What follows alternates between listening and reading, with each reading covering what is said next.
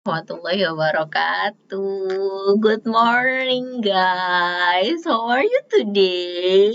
Gimana kabar teman-teman hari ini? I hope you are healthy and then you are happy today. Oke, guys. Hari ini, minggu ini lebih tepatnya kita ketemu lagi di materi perkuliahan bahasa Inggris, and then this is 13 meetings ya hari ini. Minggu ini itu minggu yang ke-13 ya teman-teman. Sebenarnya di minggu ke-13 ini kita sudah telekonferensi ya, kita udah ketemuan di Zoom, tapi saya tetap bikin video singkat tentang apa sih ya what you learn in this meeting gitu ya. Tentang apa sih yang teman-teman pelajarin di pertemuan ke-13 ini gitu ya. Jadi saya bikin rangkuman singkat nih tentang apa yang dipelajarin sama teman-teman di pertemuan yang ke-13 ini. Ya. Di pertemuan ke-13 ini saya harap teman-teman masih ingat nih apa sih yang teman-teman apa nih yang teman-teman apa yang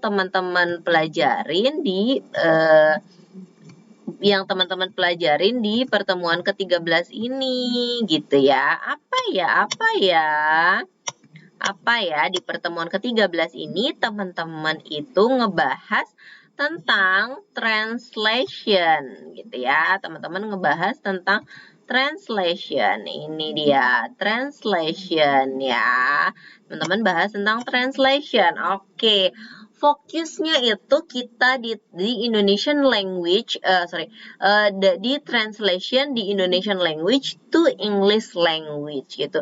Siapa nih di antara teman-teman yang udah nyobain atau udah pernah coba translate gitu loh? Siapa nih yang udah pernah coba? Kira-kira mana sih yang lebih susah dari English to Indonesian atau dari Indonesian ke English?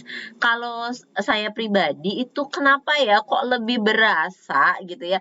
Yang lebih susah itu dari Indonesia ke Inggris, teman-teman. Tahu kenapa ya? Kok kayaknya lebih susah? Mungkin karena emang kita tidak tahu budaya budaya aslinya di sana itu gimana. Jadi kita agak kesulitan gitu loh kalau untuk mencocokkan. Kalau menurut saya sih kayak gitu.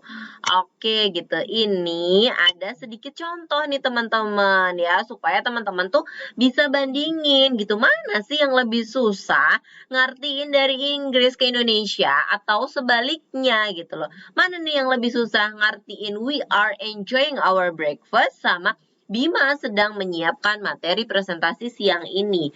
We are enjoying our breakfast, it means that kita menikmati sarapan kita. Nah, kalau Bima sedang menyiapkan materi presentasi siang ini, kenapa sih ini dibilang susah? Nggak susah ya, dibilang lebih menantang gitu. Kenapa ini dibilang lebih menantang?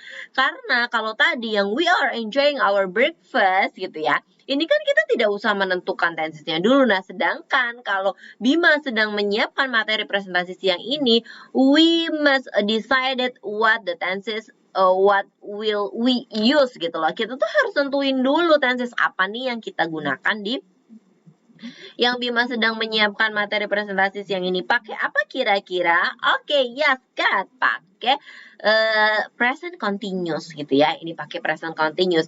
Bima is preparing materi presentation gitu ya, atau presentation materials this afternoon atau this noon gitu sih teman-teman kira-kira. Oke.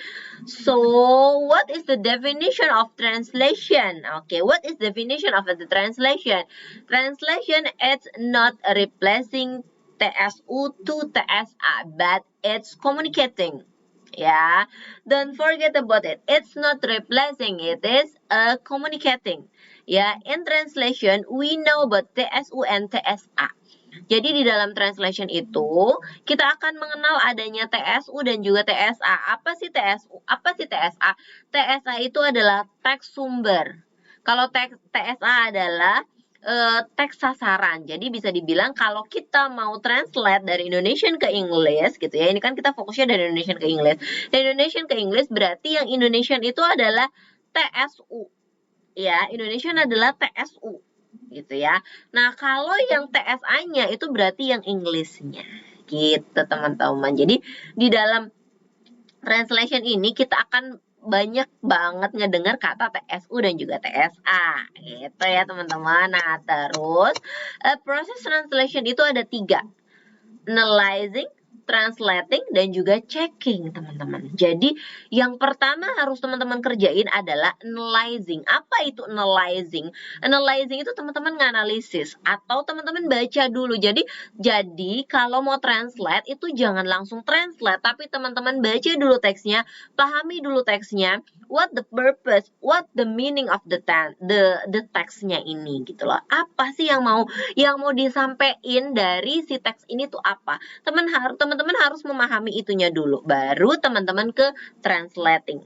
Ya, baru translatingnya, baru teman-teman translate-nya, disesuaikan dengan grammarnya, disesuaikan dengan idiomnya yang ada, disesuaikan dengan pemilihan kata yang cocok dan sesuai gitu kan.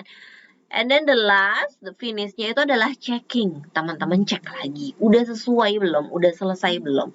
Jadi before you translate, please you must understand the text. Jadi teman-teman yang paling penting adalah sebelum translate teman-teman harus paham dulu. Maksudnya teks itu mau apa, mau gimana. Gitu ya teman-teman ya. Oke, this is the method of translation. Nah, metode dari translation tuh banyak banget. Ada yang word to word, ada literal translation, ada yang loyalty, it's mean that fokusnya tuh sama TSU aja. Ada semantik, ada adaptation, ada free translation, ada komunikatif juga. Ya, nah dari berbagai metode ini itu bergantung lagi nih, tergantung kecocokannya sama yang mana. Biasanya orang banyak yang mengambil yang free translation atau yang komunikatif karena kan kita itu mentranslate itu kayak yang tadi dibilang communication, kita itu menyampaikan pesan. Kalau kita word to word gitu ya, itu pasti ada yang tidak bisa diartikan gitu loh ya, yang ada yang nggak bisa diartikan secara, karena kita harus nggak bisa satu kata itu diartikan yang sama persis gitu. Itu sih teman-teman. Nah karena ini video singkat ya teman-teman, jadi saya nggak akan bahas semuanya dari si paper ini gitu ya. Saya nggak akan bahas semuanya karena kemarin sudah kita bahas ya, udah kita bahas. Ini saya bahas yang pentingnya aja. Ada yang namanya equivalent of translation. Equivalent translation itu ketepatan dalam translation.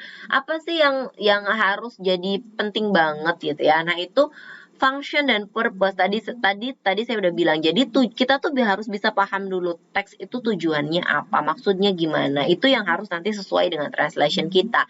Dan TSU meaning. Jadi kita juga harus memahami sekali gitu loh meaning dari si teks yang asli itu apa ya. Terus kalau untuk pengecekan dari translation, please dicek-cek grammatical dan juga meaningnya. Oke, teman-teman gak banyak ya karena cuma review aja ya, review sedikit aja.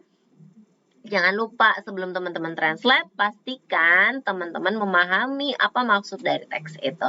Oke, teman-teman sekian dari saya. Jangan lupa dikerjain tugas-tugas yang ada di Indigosnya. Sekian, kita ketemu lagi minggu depan. Assalamualaikum warahmatullahi wabarakatuh. Goodbye.